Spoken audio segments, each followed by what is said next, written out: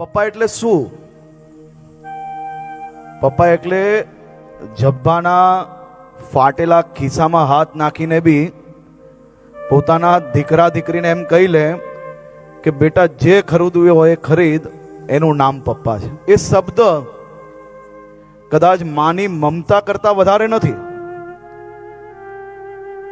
પરંતુ માનો પ્રેમ, માનું દુઃખ, માની લાગણી એ દ્રશ્ય દેખાય. પરંતુ દીકરા દીકરી કે લાડકવાયાને નાનું મોટું કોઈ દુઃખ હોય ને, તો મમ્મીની આંખથી આંસુ તમને સામને દેખાશે,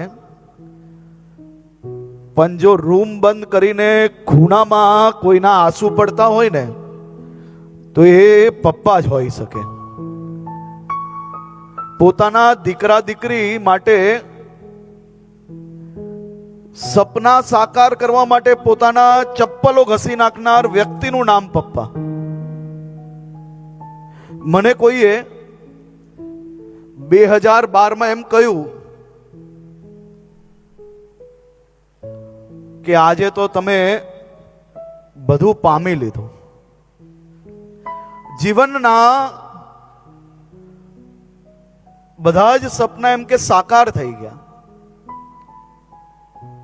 ત્યારે મારા મનમાં આવ્યું કે મારા જીવનના સપના તો 8/1/1985 જ્યારે મારો જન્મ થયો ત્યારે મારા પિતાએ જ્યારે મને હાથમાં લીધો ને, ત્યારે જ મારા બધા સપના સાકાર થઈ ગયેલા. 8 વર્ષથી એમના જીવનની આ સંઘર્ષ ચાલી રહી હતી. ત્યારે અહીંયા બેઠેલા અનેક પરિવારજનો, મિત્રો, મારા ડોક્ટર મિત્રો, જે લોકો એમની દેખભાલ કરતા હતા, એવા મારા મદદગીર, બધા જ મારા સૌ પરિવારજનો આ 8 વર્ષથી ચાલતી સંઘર્ષ યાત્રામાં એમને એક બી વાર થકાન નથી મહેસૂસ કરી. 8 વર્ષમાં અનેક વાર હોસ્પિટલના દાદરો ચડવા પડ્યા.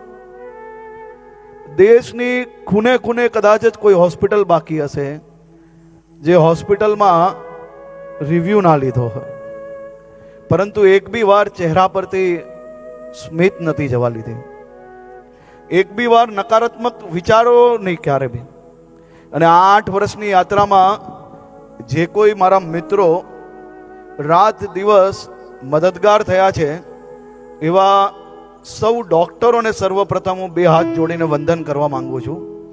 મારા ડોક્ટર મિત્રો ભાઈ નિશિલભાઈ, ભાઈ સમીરભાઈ, ભાઈ સિદ્ધાર્થભાઈ અને ભાઈ દિશાંગભાઈ, આ લોકોએ 8 વર્ષમાં કમસે કમ 35 વાર નાની મોટી તકલીફ આવી, અનેક વાર સિરિયસ થયા, પરંતુ આ ડોક્ટર, આ નર્સિંગ ટીમે ક્યારેય એવું નહીં કે આ તો દરરોજ થાય છે. દરેક વખતે એક નાના બાળકને બચાવવાનું હોય એ રીતે આ સૌ ડોક્ટરોએ એમનું જીવન બચાવવા માટે પ્રયાસ કર્યો.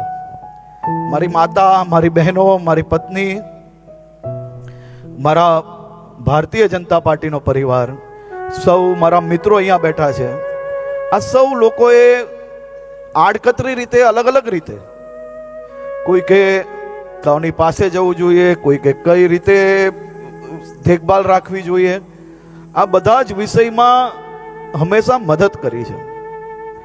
મારા પપ્પા એટલે કદાચ જીવનમાં 72 વર્ષ જે જીવન જીવ્યા, એમાં કદાચ કોઈની જોડે બોલવાનું બી એમને આમને સામને નહીં થયું હોય. જીવનમાં એક હાથથી કોઈને મદદ કરી હોય તો બીજા હાથમાં ક્યારેય બીજા વ્યક્તિને ખબર ના પડે, એ પ્રકારનો સ્વભાવ ધરાવતા. અને રાજનીતિમાં ગયો ત્યારે મને પહેલું શિખામણ એમને એ આપી હતી કે પોસિબલ હોય તો કોઈને ચા પીવડાવીને આવતા, ચા પીવડાવીને આવજો, ચા પીને નહીં આવતા. એવા વિચારો જોડે અમને સૌ ભાઈ બહેનોને એમને મોટા કર્યા છે.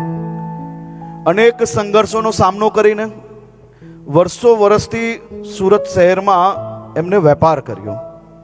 વેપાર દરમિયાન હજારો લોકો જોડે કામ કરવાનું થયું. હું એમની જોડે જ્યારે શીખતો હતો, મેં ક્યારેય એમને કોઈની જોડે બોલવાનું બી થયું હોય વેપારને લઈને, પરિવારના વિષયને લઈને, મિત્રતાના વિષયને લઈને, એવું ક્યારેય મેં નથી જોયું. અને અહીંયા બેઠેલા એમના અનેક મિત્રો આ વિષય ખૂબ જ નજીકથી જાણે છે.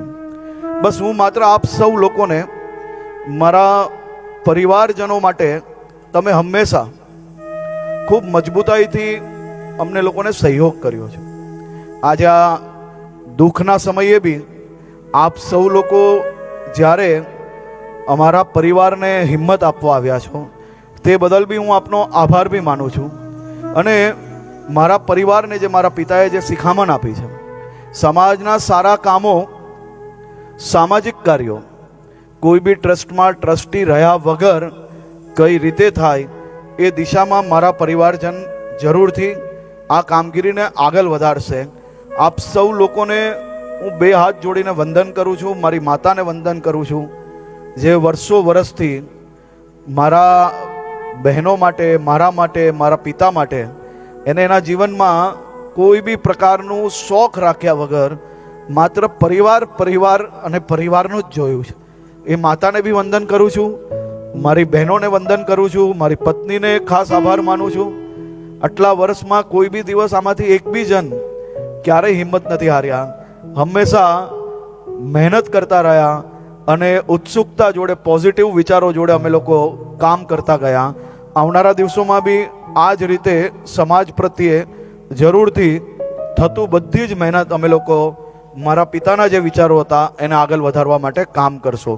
ફરી એકવાર હું આપ સૌનો, મારા પરિવાર પ્રત્યે આપની જે લાગણી